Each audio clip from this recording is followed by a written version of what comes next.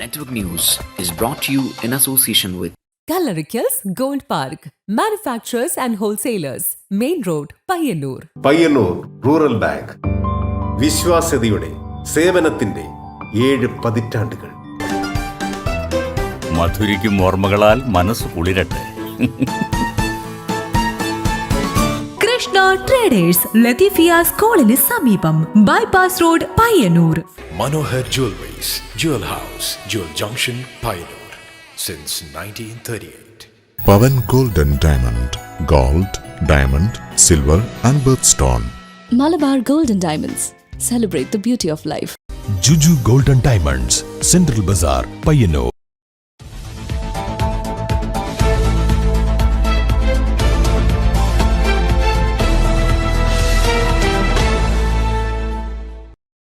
നമസ്കാരം, നെറ്റ്വർക്ക് ന്യൂസിലേക്ക് സ്വാഗതം. MLA ആയി സത്യപ്രതിജ്ഞ ചെയ്ത ശേഷം പയ്യന്നൂരിലെത്തിയ വി കുഞ്ഞികൃഷ്ണന് UDF പ്രവർത്തകരുടെ ആഭിമുഖ്യത്തിൽ പയ്യന്നൂർ റെയിൽവേ സ്റ്റേഷനിൽ സ്വീകരണം നൽകി. നിരവധി കോൺഗ്രസ് പ്രവർത്തകർ സ്വീകരണ പരിപാടിയിൽ പങ്കെടുത്തു. MLA ആയി സത്യപ്രതിജ്ഞ ചെയ്ത ശേഷം പയ്യന്നൂരിലെത്തിയ വി കുഞ്ഞികൃഷ്ണന് UDF പ്രവർത്തകരുടെ ആഭിമുഖ്യത്തിൽ പയ്യന്നൂർ റെയിൽവേ സ്റ്റേഷനിൽ ഉജ്ജ്വല സ്വീകരണം നൽകി.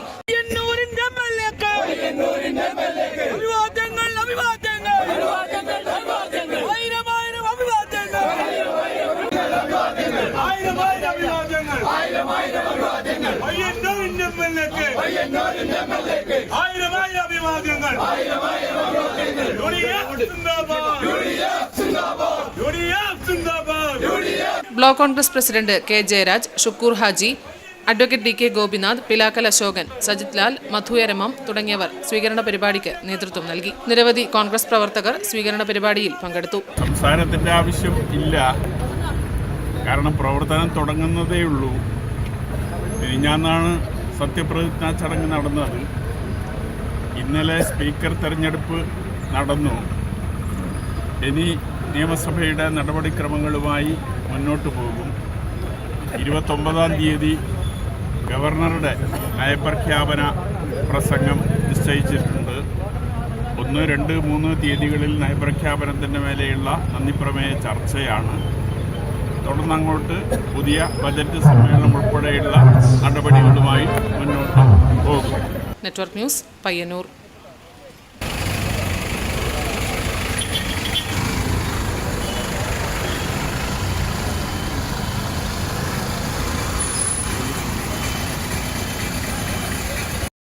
ജാഗ്രതാ സമിതിയുടെ നേതൃത്വത്തിൽ MLA വി കുഞ്ഞികൃഷ്ണന് സ്വീകരണം നൽകി.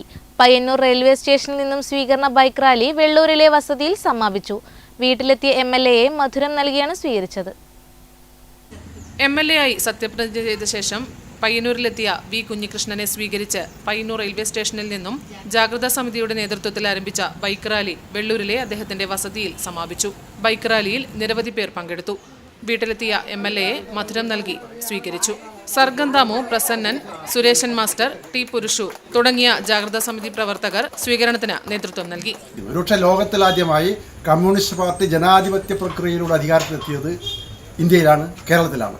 അതേ കേരളത്തിലെ പയ്യന്നൂരിൽ ജനാധിപത്യ പ്രക്രിയയിലൂടെ തന്നെ കമ്മ്യൂണിസ്റ്റ് പാർട്ടിയെ തിരുത്താനുള്ളൊരു ശ്രമമാണ് ഈ തെരഞ്ഞെടുപ്പിലൂടെ പയ്യന്നൂരിലെ പാർട്ടി അണികളും പാർട്ടി അംഗങ്ങളും ചെയ്തത് എന്നാണ് ഞങ്ങൾ വിശ്വസിക്കുന്നത്. Network news, Payyanur. പയ്യന്നൂരിൽ പുതിയ ഇടത് രാഷ്ട്രീയ പാർട്ടി രൂപീകരണത്തിനൊരുങ്ങി ജാഗ്രതാ സമിതി. സൂചന നൽകി വി കുഞ്ഞികൃഷ്ണൻ അനുകൂലികൾ. വരും ദിവസങ്ങളിൽ തന്നെ ഔദ്യോഗിക പാർട്ടി പ്രഖ്യാപനവും തുടർ നടപടികളും ഉണ്ടാകുമെന്നാണ് ഭാരവാഹികൾ നൽകുന്ന സൂചന. കേരളത്തിലെമ്പാടും ഈ കുഞ്ഞികൃഷ്ണൻ എഫക്റ്റ് ഉണ്ടായി എന്നാണ് വിലയിരുത്തപ്പെട്ടുള്ളത്. അതുകൊണ്ട് തന്നെ കേരളത്തിലുള്ള പല ഭാഗത്തു നിന്നും ഞങ്ങളുമായി ബന്ധപ്പെടുന്നുണ്ട്, ഞങ്ങൾ അങ്ങോട്ടും ബന്ധപ്പെടുന്നുണ്ട്. അതിന് മറ്റു തരത്തിലേക്ക് മാറ്റാനുള്ള ആലോചനയും നടക്കുന്നുണ്ട്. അതിൻ്റെ ശ്രമം ഞങ്ങൾ നടത്തുന്നത് തന്നെയാണ്. സംശയം എന്താണ്, ഇടതുപക്ഷ പാർട്ടി തന്നെയാണ്. കാരണം ഇടതുപക്ഷ കമ്മ്യൂണിസ്റ്റ് പാർട്ടി, ഇടതുപക്ഷം എന്ന് പറയുന്നത് ഒരുപക്ഷെ പലപ്പോഴും കമ്മ്യൂണിസ്റ്റ് പാർട്ടികൾ സമീപകാലത്ത് ഇതിൻ്റെയൊക്കെ ഒരു ഫലം എന്ന് പറയുന്നത് കമ്മ്യൂണിസ്റ്റ് പാർട്ടികൾ വലതുപക്ഷവൽക്കരിക്കപ്പെട്ടുകൊണ്ടിരിക്കുന്നു. അഴിമതിക്കെതിരായിട്ടുള്ളൊരു പോരാട്ടമാണ് നമ്മൾ നടത്തുന്നത്. അപ്പോൾ അതിനെതിരായ നിർബന്ധമായും ഇത്തരമൊരു ബദൽ കേരളത്തിൽ, ഒരു ഇടതുപക്ഷ ബദൽ, ഒരു കമ്മ്യൂണിസ്റ്റ് ബദൽ, നിലവിലുള്ള വലതുപക്ഷവൽക്കരണത്തിനെതിരായിട്ടുള്ള ബദൽ അനിവാര്യമായിട്ടുണ്ട്. അതിൽ ഞങ്ങൾ ഇടപെടുക തന്നെ ചെയ്യും എന്നാണ് വിചാരിക്കുന്നത്. കണ്ണൂർ ജില്ലയിലെ പ്രധാന മത്സ്യബന്ധന കേന്ദ്രമായ പുതിയങ്ങാടിയിൽ ഫിഷറീസ് ഹാർബർ വേണമെന്ന നാട്ടുകാരുടെ ആഗ്രഹം യാഥാർത്ഥ്യമായില്ല. 3000-ലധികം മത്സ്യത്തൊഴിലാളികൾ ജോലി ചെയ്യുന്ന പുതിയങ്ങാടിയിൽ മിനി ഹാർബർ യാഥാർത്ഥ്യമാക്കണമെന്ന ആവശ്യവുമായി മത്സ്യത്തൊഴിലാളികളും നാട്ടുകാരും രംഗത്ത്. കണ്ണൂർ ജില്ലയിലെ പ്രധാന മത്സ്യബന്ധന കേന്ദ്രമാണ് പുതിയങ്ങാടി. ഇവിടെ ഫിഷറീസ് ഹാർബർ വേണമെന്നത് മത്സ്യത്തൊഴിലാളികളുടെ ഏറെക്കാലത്തെ ആഗ്രഹമാണ്. ഒരു കാലത്ത് സംസ്ഥാനത്ത് തന്നെ ഏറ്റവും കൂടുതൽ മത്സ്യത്തൊഴിലാളികൾ ജോലി ചെയ്തിരുന്ന പ്രദേശമായിരുന്നു കണ്ണൂർ ജില്ലയിലെ പുതിയങ്ങാടി. വിവിധ സംസ്ഥാനങ്ങളിൽ നിന്നുൾപ്പെടെ മത്സ്യത്തൊഴിലാളികൾ ഇവിടെ മത്സ്യബന്ധനത്തിനായി എത്തിയിരുന്നു. എന്നാൽ അടിസ്ഥാന സൗകര്യങ്ങളുടെ അപര്യാപ്തതയിൽ വീർപ്പുമുട്ടുകയാണ് പുതിയങ്ങാടിയിലെ മത്സ്യത്തൊഴിലാളികൾ. മത്സ്യബന്ധനയാനങ്ങൾ സുരക്ഷിതമായി നങ്കൂരമിടാൻ സാധിക്കാത്ത അവസ്ഥയാണ്. കടൽക്ഷോഭമുണ്ടാകുമ്പോൾ പോലും കടലിലാണ് മത്സ്യവള്ളങ്ങൾ നങ്കൂരമിടുന്നത്. ഇവിടെ ഫിഷറീസ് ഹാർബർ സ്ഥാപിക്കണമെന്ന തൊഴിലാളികളും നാട്ടുകാരും ഏറെക്കാലമായി ആവശ്യപ്പെടുന്നുണ്ട്. ഇതിനായി നേരത്തെ പഠനങ്ങളും നടത്തിയിരുന്നു. എന്നാൽ ഇത് എങ്ങുമെത്താത്ത അവസ്ഥയാണ്. അതുകൊണ്ട് തന്നെ പുതിയങ്ങാടിയിലെത്തുന്ന മത്സ്യവള്ളങ്ങളുടെ എണ്ണം കുറഞ്ഞു. മറ്റു കേന്ദ്രങ്ങളിലേക്ക് മത്സ്യവള്ളങ്ങൾ പോയി തുടങ്ങി. ഇത് ഈ മേഖലയിൽ തൊഴിൽ ചെയ്യുന്ന നൂറുകണക്കിന് മത്സ്യത്തൊഴിലാളികൾക്ക് തിരിച്ചടിയായി മാറി. മാറി വരുന്ന സർക്കാരുകൾ ഫിഷറീസ് ഹാർബർ എന്ന നാട്ടുകാരുടെ ആവശ്യം പ്രഖ്യാപനത്തിലൊതുക്കിയെന്ന് നാട്ടുകാരും പറയുന്നു. നമ്മൾ ചെറിയ പ്രായം മുതലേ കേട്ട് വരുന്നതാണ് പുതിയങ്ങാടി ഹാർബർ വേണമെന്നുള്ളത്. ഇതുവരെ അതിനൊരു യാഥാർത്ഥ്യമായിട്ടില്ല എന്നുള്ളതാണ് സത്യം. പല സർക്കാരുകളും മാറി വന്നു. ജനങ്ങളുടെ എല്ലാ അഭിലാഷമാണ്. പ്രത്യേകിച്ച് ഇവിടെ മത്സ്യബന്ധനത്തിൽ പോകുന്ന നമ്മൾ പാവപ്പെട്ട ആൾക്കാർ. ഇവിടെ ഈ ഭാഗങ്ങളിൽ പ്രധാന ഒരു വരുമാന സ്രോതസ് തന്നെയാണിത്. ഇവർക്കൊരു ഹാർബർ വന്നു കഴിഞ്ഞാൽ ഈ പുതിയ സർക്കാർ ഇതൊരു പരിഗണിക്കണമെന്നാണ് ഒരു പ്രാദേശികവാസി എന്ന രീതിയിൽ എനിക്ക് ഈ അവസരത്തിൽ പറയാനുള്ളത്. ഈ നേരത്തെയൊക്കെ എങ്ങനെയായിരുന്നു പുതിയങ്ങാടിയിലെ മത്സ്യസമ്പത്തും? ഒരുപാട് വള്ളങ്ങളുണ്ടാവും, എങ്ങനെയായിരുന്നു? എന്നാലും ഇത്രയും സൗകര്യങ്ങളുണ്ടായില്ല. ചെറിയ പ്രായത്തിൽ നമ്മൾ പറഞ്ഞു കേട്ടിട്ടേ ഉള്ളൂ.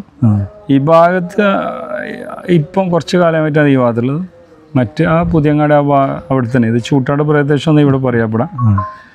അപ്പോൾ മറ്റ് പ്രായയിലെ ആൾക്കാരൊക്കെ ഇതിൻ്റെ ഒരു പ്രായം തന്നെ പുതിയങ്ങാടി മാട്ടൂൽ പ്രദേശങ്ങളിൽ ആ സമയത്ത് 80% ആൾക്കാർ മത്സ്യത്തിൽ പോയിട്ട് തന്നെയാണ് ഉപജീവനമാർഗം നടത്തിയത്. അതിനുശേഷം വിദേശത്ത് വരുന്ന പുതിയ തലമുറയൊക്കെ വിദേശത്ത് പോയി ഈ പ്രദേശങ്ങളൊക്കെ വളരെ ഭംഗിയായിട്ടുണ്ട്.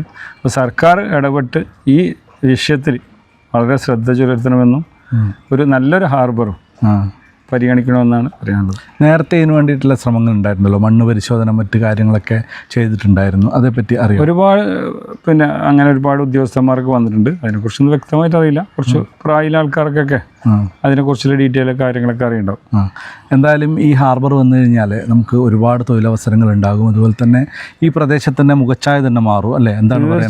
തീർച്ചയായും. അപ്പോൾ അത്രയും വലിയ രീതിയിലുള്ളത് കൊണ്ടുവരാനുള്ള സാധ്യത വളരെ കുറവായിരിക്കും. എന്നിരുന്നാലും ഒരു സർക്കാരിനെ കൊണ്ട് പറ്റുന്ന രീതിയിൽ ഈ വിഷയത്തിൽ വളരെ ഗൗരവത്തോടെ ഇടപെടുന്നത് തന്നെയാണ് ഈ അവസരത്തിൽ പറയാനുള്ളത്. പുതിയങ്ങാടിയുടെ പഴയ പ്രതാപം വീണ്ടെടുത്ത് ഇവിടെ ഫിഷറീസ് ഹാർബർ യാഥാർത്ഥ്യമാക്കാൻ ആവശ്യമായ നടപടികൾ കേരളത്തിൽ അധികാരത്തിലെത്തിയ പുതിയ സർക്കാരുകളുടെ ഭാഗത്തു നിന്ന് ഉണ്ടാകുമെന്ന പ്രതീക്ഷയാണ് നാട്ടുകാർക്ക്. കേരളത്തിലെ തന്നെ അറിയപ്പെടുന്ന ഒരു മത്സ്യബന്ധന കേന്ദ്രമാണ് നമ്മുടെ പുതിയങ്ങാടി എന്ന് പറയുന്നത്. പുതിയങ്ങാടിയെ പഴയ പ്രതാപത്തിലേക്ക് തിരിച്ചു കൊണ്ടുവരുന്നതിനും ഇവിടുത്തെ മത്സ്യസമ്പത്ത് ജനങ്ങളിലേക്ക് എത്തിക്കുന്നതിനും മറ്റുമായി ഇവിടെ ഒരു ഹാർബർ വേണമെന്ന് തന്നെയാണ് പ്രദേശവാസികൾ ആവശ്യപ്പെടുന്നത്. ക്യാമറമാൻ പ്രണവ് പെരുവാമ്പയോടൊപ്പം നികേഷ് താവം, നെറ്റ്വർക്ക് ന്യൂസ്.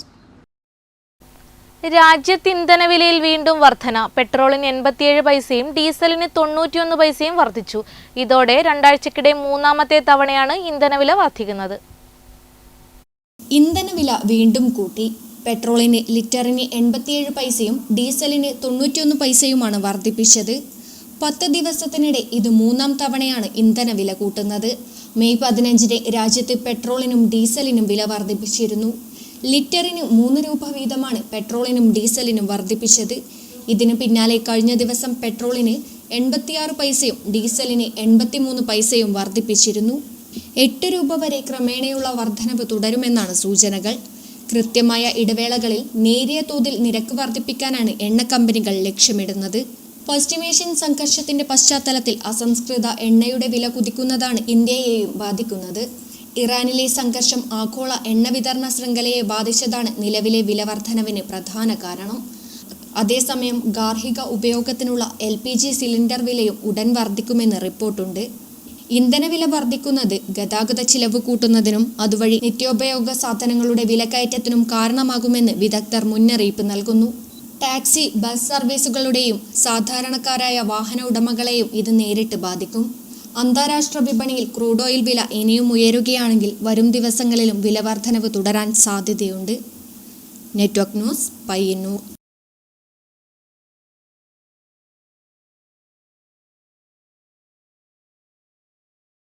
നാളികേര വിപണിയിൽ തികച്ചും അപ്രതീക്ഷിതമായ പ്രതിഭാസം. തേങ്ങയുടെ വില ഇടിയുമ്പോൾ ചിരട്ടയ്ക്ക് വിപണിയിൽ വൻ വിലക്കയറ്റം. ഇതേ രീതിയിലാണ് മുന്നോട്ടു പോകുന്നതെങ്കിൽ അധികം വൈകാതെ തന്നെ ചിരട്ടയുടെ വില തേങ്ങ വിലയെ മറികടക്കുമെന്നാണ് വിപണി സൂചനകൾ വ്യക്തമാക്കുന്നത്. നാളികേര വിപണിയിൽ പച്ചത്തേങ്ങയുടെ വില ഇടിയുമ്പോഴും ചിരട്ടയ്ക്ക് വൻ വില കയറ്റം. നിലവിൽ 1 കിലോഗ്രാം ചിരട്ടയ്ക്ക് 30 മുതൽ 35 രൂപ വരെ വിപണിയിൽ വിലയുണ്ട്. അയൽ സംസ്ഥാനങ്ങളിലെ വ്യവസായശാലകളിലെത്തിച്ചാൽ ഇത് 40 രൂപ വരെയായി ഉയരും. അതേസമയം 3 മാസം മുൻപ് കിലോയ്ക്ക് 77 രൂപയുണ്ടായിരുന്ന പച്ചത്തേങ്ങയുടെ വില ഇപ്പോൾ 43 രൂപയായി താഴ്ന്നിരിക്കുകയാണ്. വെള്ളം ശുദ്ധീകരിക്കുന്നതിനുള്ള കാർബൺ നിർമ്മാണം, സൗന്ദര്യവർദ്ധക വസ്തുക്കൾ, കരകൗശലോൽപ്പന്നങ്ങൾ എന്നിവയ്ക്കായി ചിരട്ടയ്ക്ക് വൻ ഡിമാൻഡാണ് ഉള്ളത്. ചിരട്ടയുടെ വില വർദ്ധിച്ചതോടെ വീട്ടുപറമ്പുകളിൽ നിന്നും മറ്റും ചിരട്ട മോഷണം പോകുന്നതും പതിവായിട്ടുണ്ട്. കൂടാതെ മൃതദേഹം ദഹിപ്പിക്കാൻ ചിരട്ട ഉപയോഗിക്കുന്ന ശ്മശാനങ്ങളുടെ പ്രവർത്തനത്തെയും ഈ വിലക്കയറ്റം പ്രതികൂലമായി ബാധിച്ചു. എന്നാൽ ഭൂരിഭാഗം കർഷകരും തേങ്ങ പൊതിക്കാതെ മൊത്തമായി തൂക്കി വിൽക്കുന്നതിനാൽ ഈ വിലവർധനവിന്റെ ലാഭം മുഴുവൻ ഇടനിലക്കാരുടെ കൈകളിലേക്കാണ് എത്തുന്നത്. Network news, Karivellur. മെയ് 24 ദേശീയ സഹോദര ദിനം. ഈ വേളയിൽ അരനൂറ്റാണ്ട് കാലമായി തങ്ങളുടെ ജീവിതത്തിലും ഒപ്പം തൊഴിലിടത്തിലും സാഹോദര്യം കാത്തുസൂക്ഷിക്കുകയാണ് പയ്യന്നൂരിലെ എസ് പ്രഭാകര ഷേണായും അനുജൻ എസ് രാധാകൃഷ്ണ ഷേണായും. കാണാം ഇവരുടെ ആത്മബന്ധത്തിന്റെ കാഴ്ച. കഴിഞ്ഞ 51 വർഷമായി പയ്യന്നൂർ ടൗണിലുള്ള ഒരു സ്ഥാപനമാണിത്. 2 സഹോദരങ്ങളാണ് ഇത് നടത്തുന്നത് എന്നതാണ് ഇതിൻ്റെ പ്രത്യേകത. കാലം ഒരുപാട് മാറിയെങ്കിലും ഇന്ന് ഇവരുടെ സൗഹൃദം അതേപടി തുടരുകയാണ്. ആട്ട 4 കിലോ, പുട്ടുപൊടി 6 കിലോ, പരിപ്പ് 1 കിലോ, പരിപ്പ് 1 കിലോ, തുവര 2 കിലോ, തുവര 2 കിലോ, ചെറുപയർ ചെറുമണി 3 കിലോ, 3 കിലോ, കാബൂളി കടലക്ക 1 കിലോ. സഹോദരങ്ങളുടെ കൂട്ടുകച്ചവടത്തിന് 51 വയസ്സ്. പയ്യന്നൂർ ടൗണിൽ കോമളം എന്ന പേരിൽ അറിയപ്പെടുന്ന വി ശ്രീധര ഷേണായി സൺസ് എന്ന പലചരക്ക് കടയാണ് സഹോദര പെരുമ വിളിച്ചറിയിച്ച് 51 വർഷം പൂർത്തിയാക്കിയത്. എസ് പ്രഭാകര ഷേണായി, അനുജൻ എസ് രാധാകൃഷ്ണ ഷേണായി എന്നിവർ ചേർന്ന് 1976 കട ആരംഭിച്ചത്. 1948 ഡിസംബർ 16 ഇവരുടെ പിതാവ് വി ശ്രീധര ഷേണായി സുഹൃത്ത് എ ശേഷു ഷേണായിയുമായി ചേർന്ന് ടൗണിൽ ന്യൂ കോമളവിലാസ് റെസ്റ്റോറൻറ്റ് എന്ന പേരിൽ ഹോട്ടൽ തുടങ്ങിയിരുന്നു.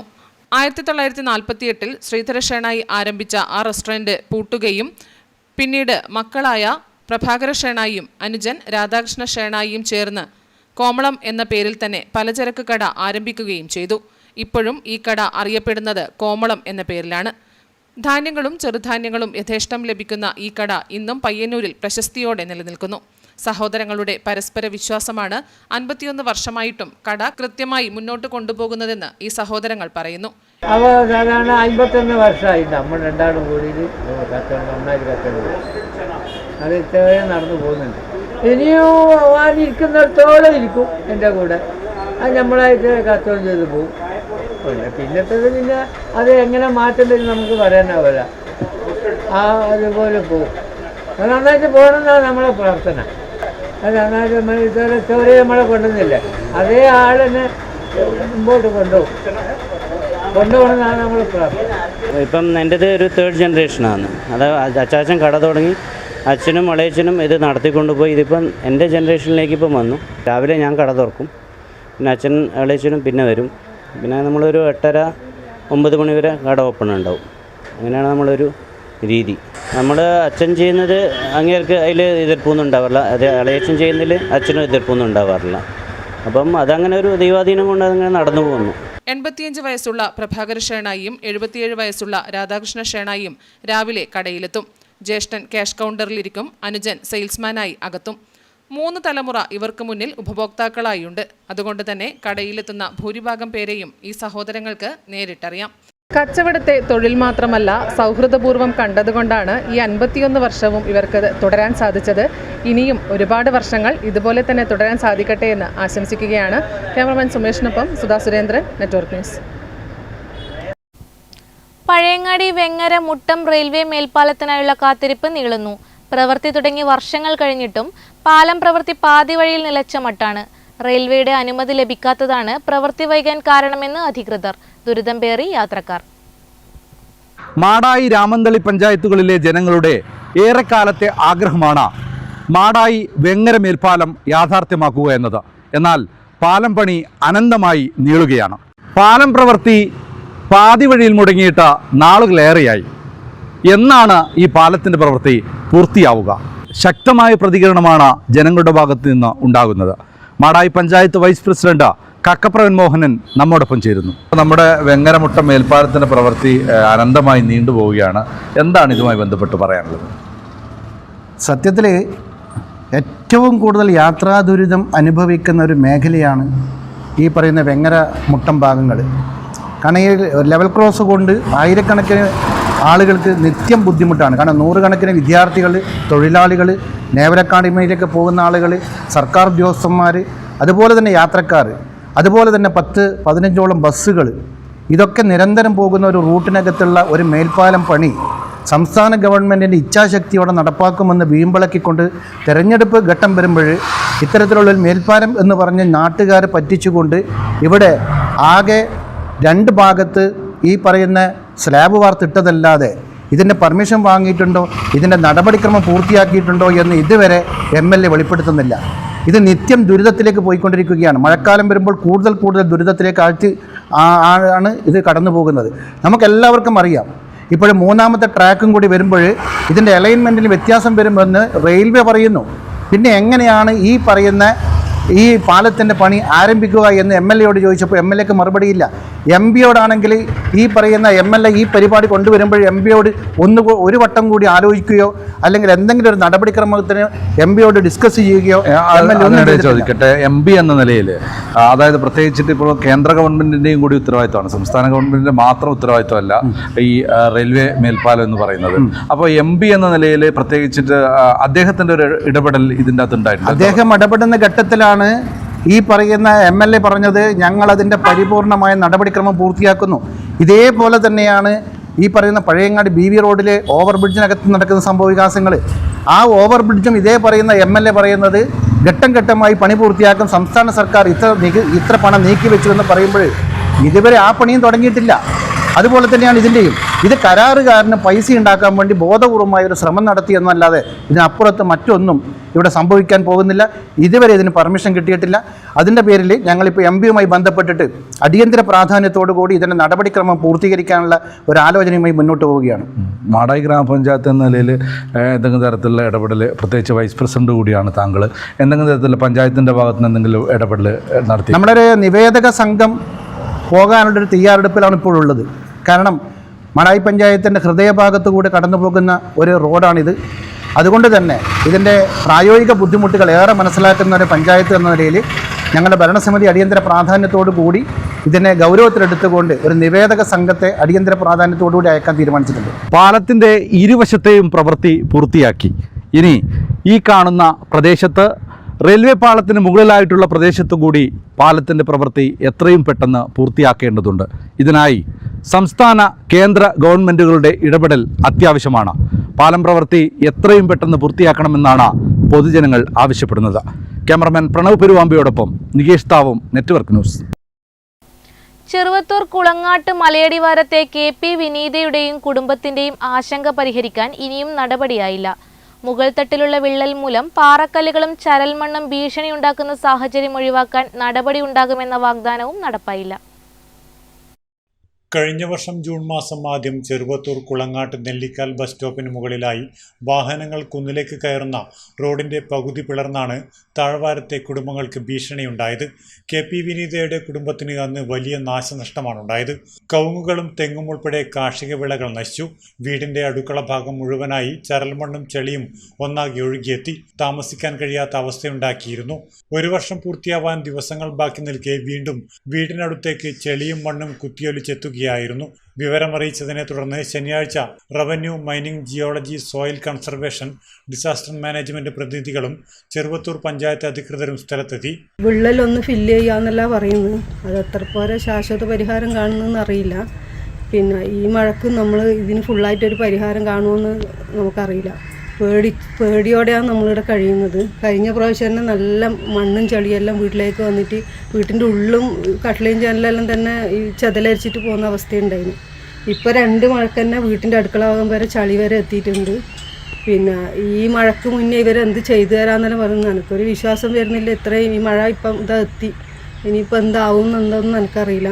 ദുരന്ത നിവാരണ ഫണ്ട് ഉപയോഗിച്ച് കുന്നിൻ മുകളിൽ റോഡ് പിളർന്നു മാറിയ ഭാഗമടച്ച് റോഡിന്റെ പടിഞ്ഞാറ് ഭാഗത്ത് സുരക്ഷാ ഭിത്തി നിർമ്മിച്ച് ചാൽക്കീരി മുകളിൽ നിന്ന് ഒഴുകിവരുന്ന വെള്ളം തിരിച്ചുവിടാനുള്ള സംവിധാനമാണ് ഒരുക്കുകയെന്ന് അധികൃതർ പറയുന്നുണ്ടെങ്കിലും വേനൽ മഴയ്ക്ക് പിന്നാലെ എത്തുന്ന കാലവർഷത്തിനു മുൻപ് പരിഹാര നടപടികൾ നടക്കുമെന്ന പ്രതീക്ഷ താഴ്വാരത്തെ കുടുംബങ്ങൾക്ക് ഇപ്പോഴില്ല.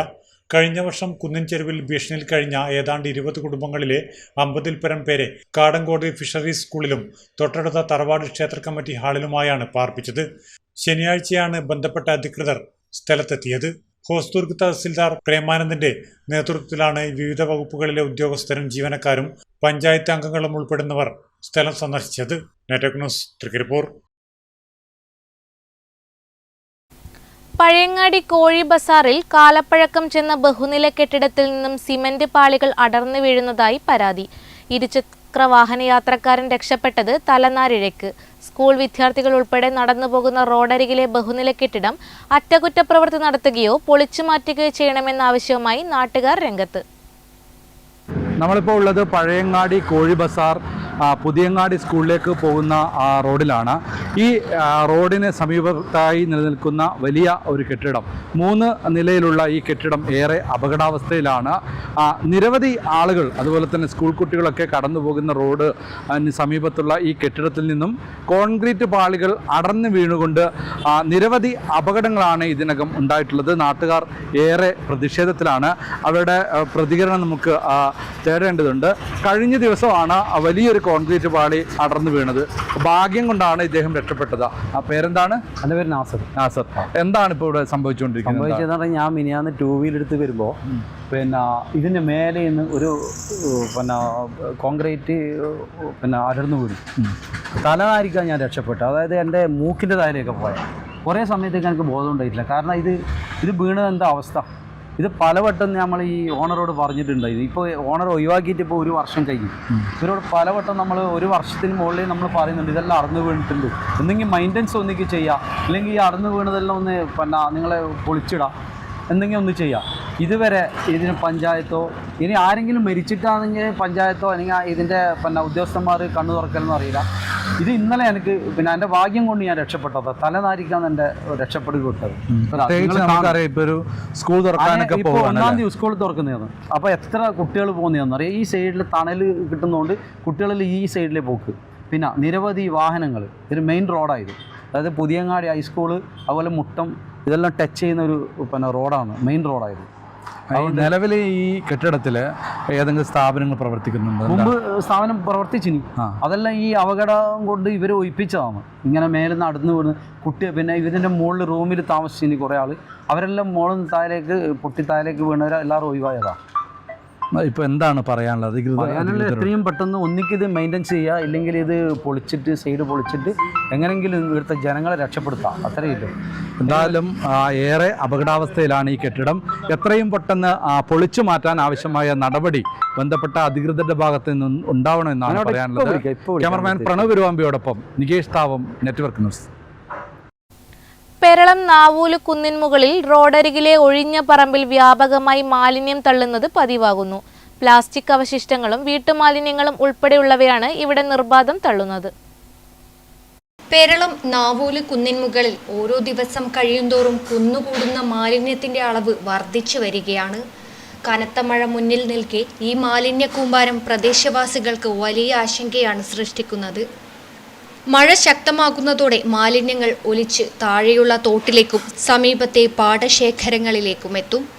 ഇത് ഗുരുതരമായ കുടിവെള്ള മലിനീകരണത്തിനും വലിയ പാരിസ്ഥിതിക പ്രശ്നങ്ങൾക്കും കാരണമാകുമെന്നാണ് ചൂണ്ടിക്കാണിക്കപ്പെടുന്നത്. പ്രദേശം കടുത്ത പകർച്ചവ്യാധി ഭീഷണിയിലുമാണ്. പഞ്ചായത്ത് അധികൃതരുടെ ഭാഗത്തുനിന്ന് കർശന ജാഗ്രതയും നിരീക്ഷണവുമുണ്ടെങ്കിലും ഇരുട്ടിന്റെ മറപറ്റിയാണ് സാമൂഹ്യദ്രോഹികൾ ഇവിടെ മാലിന്യം തള്ളുന്നത്.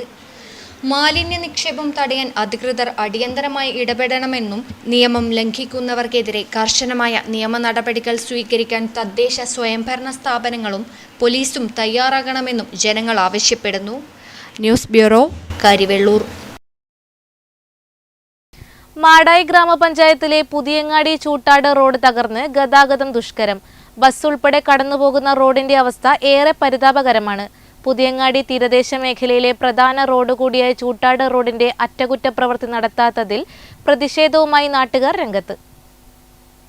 ജില്ലയിലെ പ്രധാന ടൂറിസം കേന്ദ്രമാണ് പുതിയങ്ങാടി ചൂട്ടാട് പ്രദേശം. അതുപോലെ തന്നെ പ്രധാനപ്പെട്ട ഒരു മത്സ്യബന്ധന കേന്ദ്രം കൂടിയാണ്. ഇവിടുത്തെ റോഡിൻ്റെ അവസ്ഥ ഏറെ ദയനീയമാണ്. നാട്ടുകാർ നമ്മോടൊപ്പം ചേരുകയാണ്. പേരെന്താ? ജാഫർ അലി. ജാഫർ അലി, എന്താണ് ഇവിടുത്തെ റോഡിൻ്റെ അവസ്ഥ? നമ്മൾ ഈ ഏരിയനെ കുറിച്ച് പറയുകയാണെങ്കിൽ നമ്മൾ ഇവിടെ പിന്നെ ഒന്ന് ഫിഷറീസ്, പിന്നെ ടൂറിസം, പിന്നെ BW, പഞ്ചായത്ത്, ഇത്രയും പിന്നെ ഡിപ്പാർട്ട്മെൻറ്റിലെ സ്ഥലമാണിത്. ഇത്ര ടൂറിസം മേഖലയിൽ പിന്നെ പുറത്തുനിന്നുള്ള ആൾക്കാർ വരുന്നൊരു മേഖലയാണ്. അതുപോലെ മത്സ്യത്തൊഴിലാളികൾ, സ്കൂൾ വാഹനങ്ങൾ, പൊതുജനങ്ങൾ. ഇപ്പോൾ വർഷങ്ങളായി, ഏകദേശം 10 വർഷത്തിന് മുമ്പ് പൊതുജനങ്ങൾ പിന്നെ പുതിയ വർഷങ്ങൾ ധാരണ നടത്തിയിട്ടാണ് ഈ റോഡ് തന്നെ പാസ്സായത്. ഇപ്പോൾ മുട്ടാത്ത വാതികളില്ല.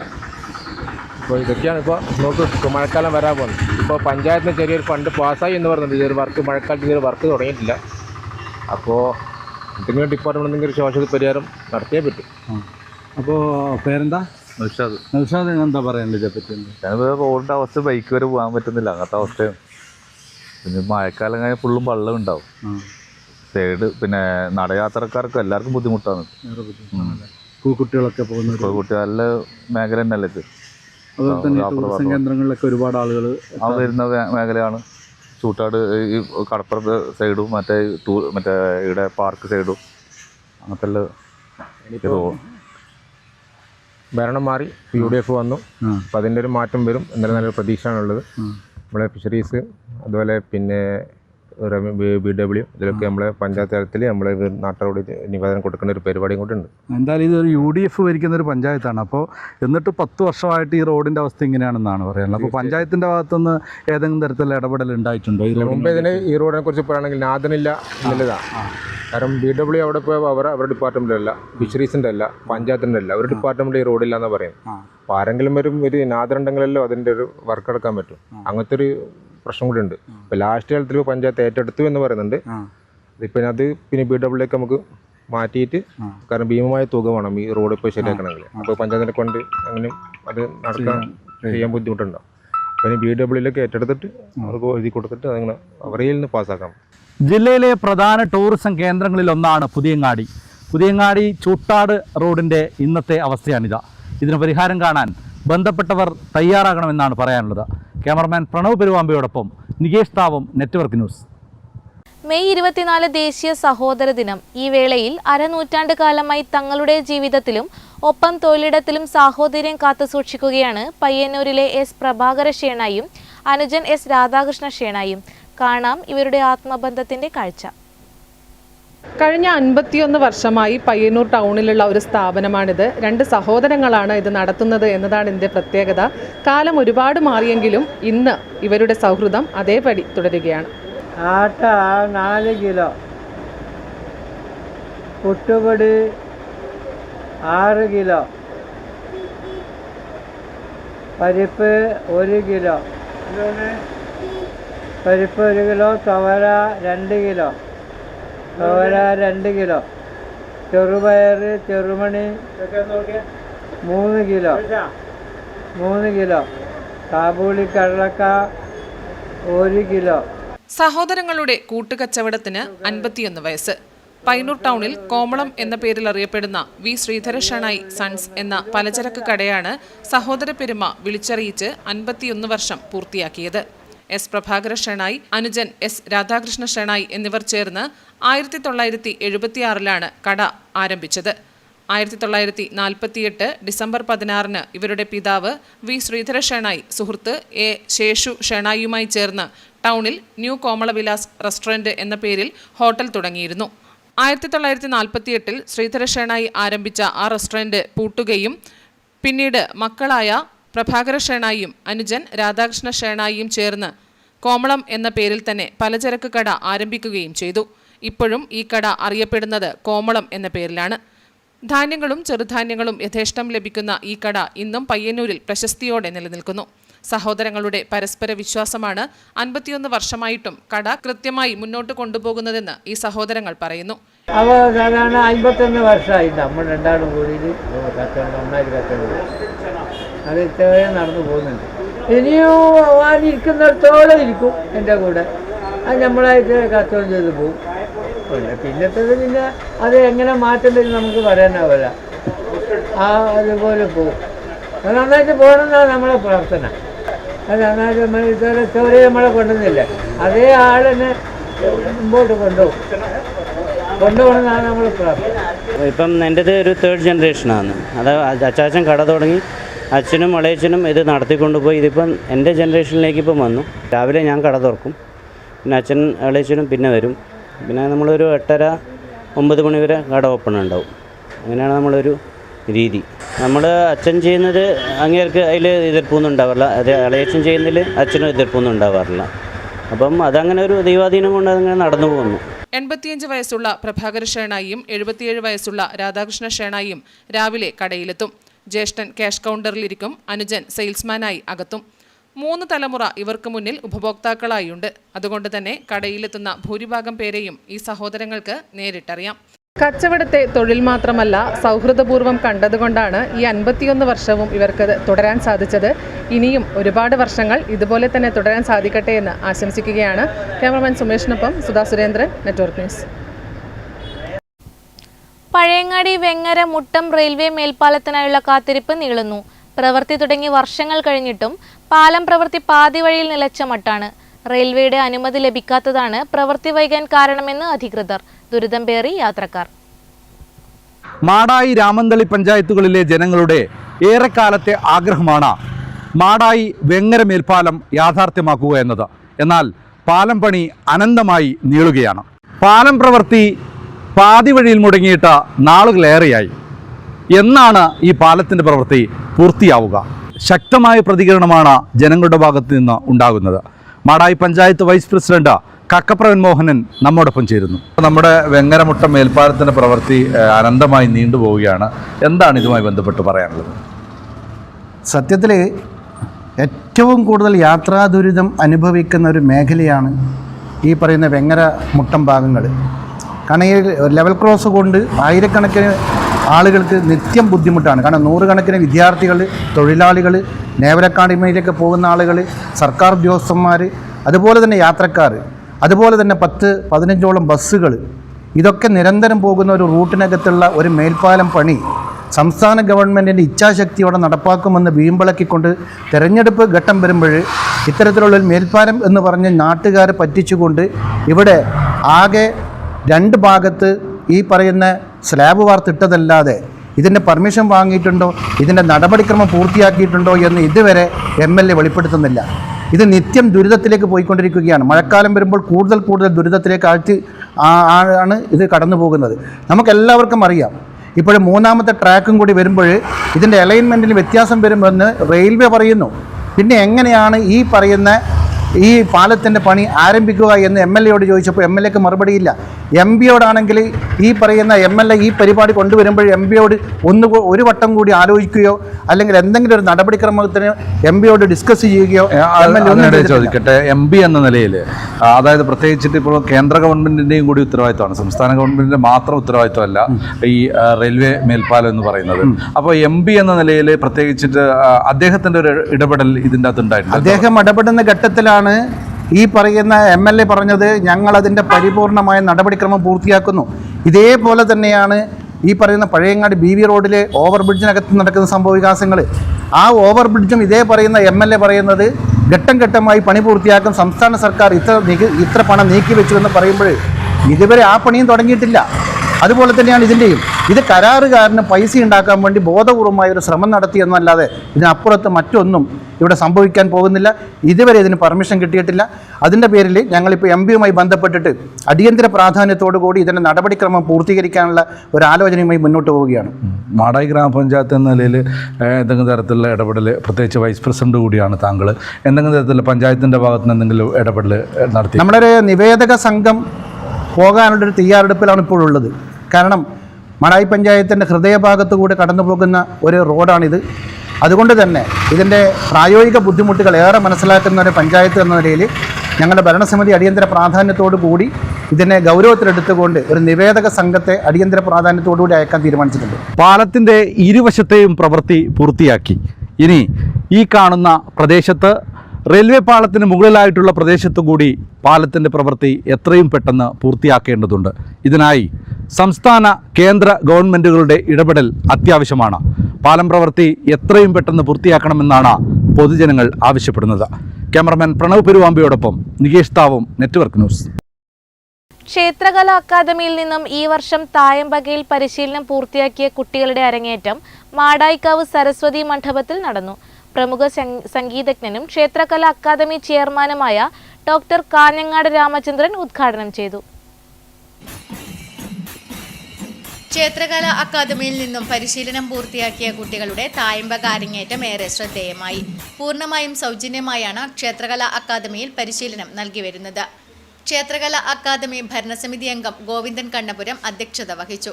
മാടായിക്കാവ് മാനേജർ എൻ നാരായണ പിടാരർ, മാടായിക്കാവ് നവീകരണ സമിതി ജോയിന്റ് സെക്രട്ടറി രാകേഷ്, തായമ്പക പരിശീലകൻ കരയടം ചന്ദ്രൻ, രക്ഷിതാക്കളായ കൃഷ്ണൻ KV, അമ്പിളി R എന്നിവർ ആശംസകൾ അർപ്പിച്ച് സംസാരിച്ചു. ക്ഷേത്രകലാ അക്കാദമി ഭരണസമിതി സെക്രട്ടറി സ്വാഗതം ആശംസിച്ചു. ഭരണസമിതി അംഗം TK സുധി നന്ദി പറഞ്ഞു. തുടർന്ന് 18ഓളം കുട്ടികളുടെ തായമ്പക അരങ്ങേറി. Network news, Pazhayangadi. Kerala art and artist association സംഘടിപ്പിക്കുന്ന ചിത്ര പ്രദർശനം ചായില്യം പയ്യന്നൂർ ലളിതകലാ അക്കാദമി ആർട്ട് ഗാലറിയിൽ ആരംഭിച്ചു. വ്യത്യസ്തമായ അർത്ഥതലങ്ങളുള്ള നിരവധി ചിത്രങ്ങളാണ് ചിത്രപ്രദർശനത്തിൽ ഉൾപ്പെടുത്തിയിരിക്കുന്നത്. Kerala art and artist association സംഘടിപ്പിക്കുന്ന ചിത്ര പ്രദർശനം ചായില്യം പയ്യന്നൂർ ലളിതകലാ അക്കാദമി ആർട്ട് ഗാലറിയിൽ ആരംഭിച്ചു. വ്യത്യസ്തമായ അർത്ഥതലങ്ങളുള്ള നിരവധി ചിത്രങ്ങളാണ് ചിത്രപ്രദർശനത്തിൽ ഉൾപ്പെടുത്തിയിരിക്കുന്നത്. ചിത്രകാരൻ വർഗീസ് കളത്തിൽ ചിത്രപ്രദർശനത്തിന്റെ ഔദ്യോഗിക ഉദ്ഘാടനം നിർവഹിച്ചു. മെയ് 23 മുതൽ 27 വരെയാണ് ചിത്രപ്രദർശനം നടക്കുന്നത്. നിരവധി ചിത്രകാരന്മാരുടെ ചിത്രങ്ങൾ പ്രദർശനത്തിൽ ഉൾപ്പെടുത്തിയിട്ടുണ്ട്.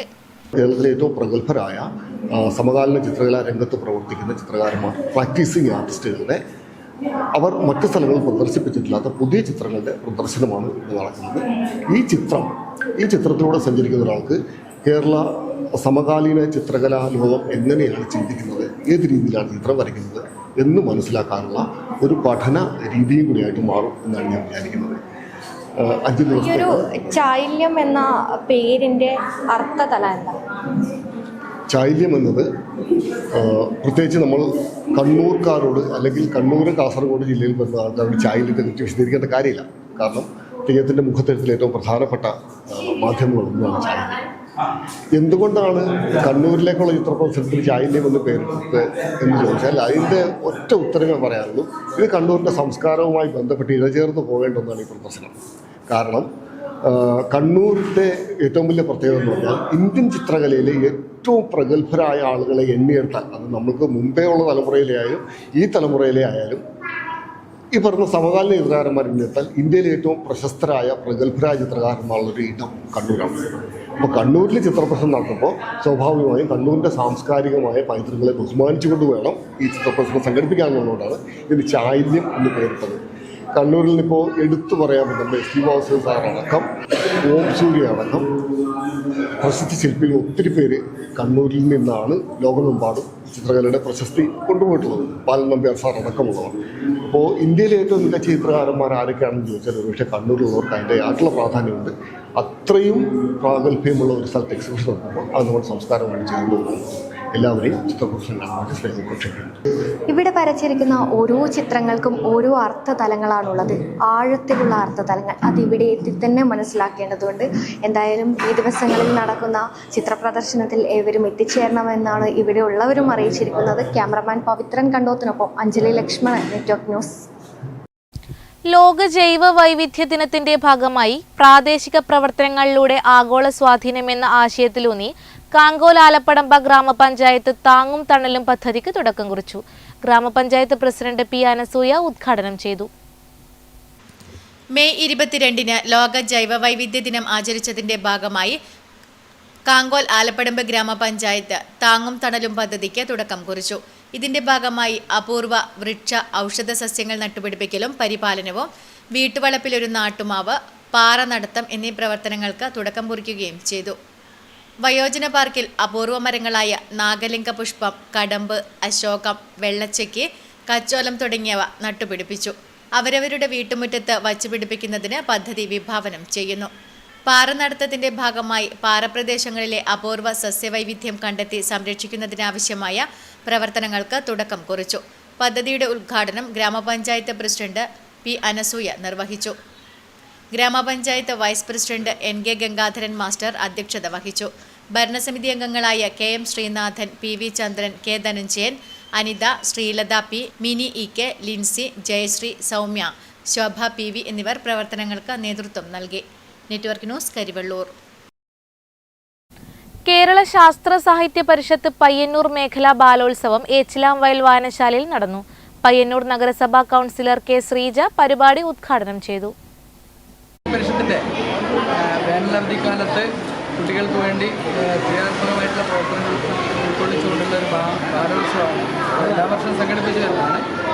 അപ്പോൾ ഈ വർഷം പയ്യന്നൂർ മേഖലയുടെ ബാലവേദിയുടെ ഭാഗമായിട്ട് ഉള്ള ക്യാമ്പ് ഇന്ന് രാവിലെ മുതൽ വൈകിട്ട് വരെ കേരള ശാസ്ത്ര സാഹിത്യ പരിഷത്ത് പയ്യന്നൂർ മേഖല ബാലോത്സവം ഏച്ചിലാംവയൽ വായനശാലയിൽ നടന്നു. വിനോദത്തിലൂന്നിയ വിവിധതരം പരിപാടികൾ ബാലോത്സവത്തിന്റെ ഭാഗമായി നടന്നു. മേഖലാ പ്രസിഡന്റ് ടി കെ രവീന്ദ്രൻ അധ്യക്ഷത വഹിച്ചു. ക്യാമ്പ് ഡയറക്ടർ, ജില്ലാ ബാലവേദി ചെയർമാൻ എ മുകുന്ദൻ വിശദീകരണം നൽകി. K V Nalini teacher, E Bhaskaran, T V Vijayan master, P V Vijayan master, T Sainuddin, Ramesh Puthiyarakkal തുടങ്ങിയവർ സംസാരിച്ചു. നിരവധി കുട്ടികൾ ക്യാമ്പിൽ പങ്കെടുത്തു. Network news, Karivellur.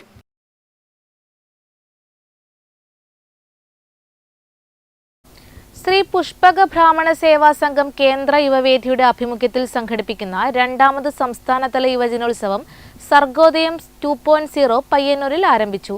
2 ദിവസങ്ങളിലായി പയ്യന്നൂർ കൈരളി ഓഡിറ്റോറിയത്തിൽ വച്ചാണ് ഈ കലാമേള അരങ്ങേറുന്നത്. LP വിശ്വനാഥൻ ഉദ്ഘാടനം നിർവഹിച്ചു.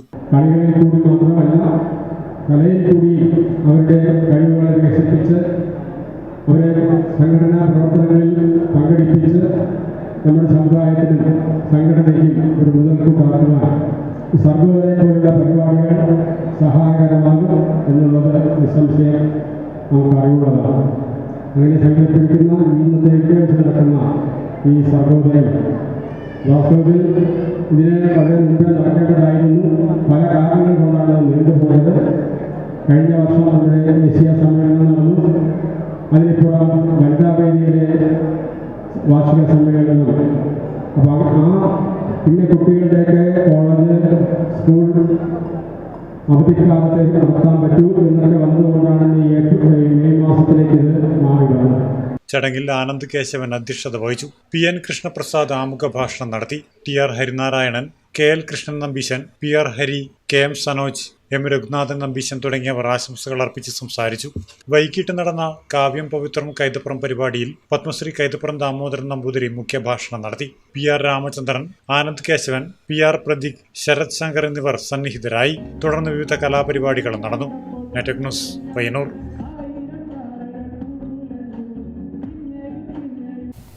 തൃക്കരിപ്പൂർ നടക്കാവ് മഹാത്മാ അയ്യങ്കാളി ഗ്രന്ഥാലയത്തിന്റെ നേതൃത്വത്തിൽ വായനാ വെളിച്ചം വായനാക്കളരി പദ്ധതി വിവിധ പരിപാടികളോടെ നടത്തി.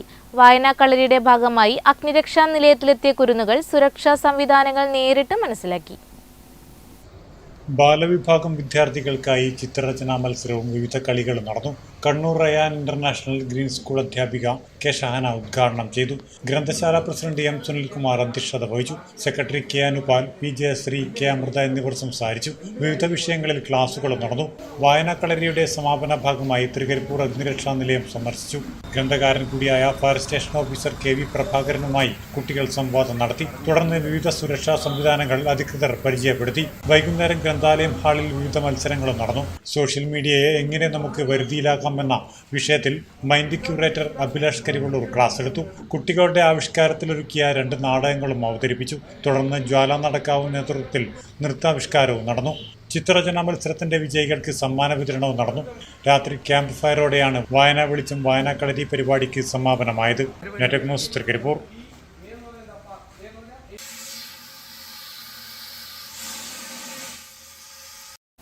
ഇതോടുകൂടി വാർത്തകൾ അവസാനിച്ചു. നന്ദി.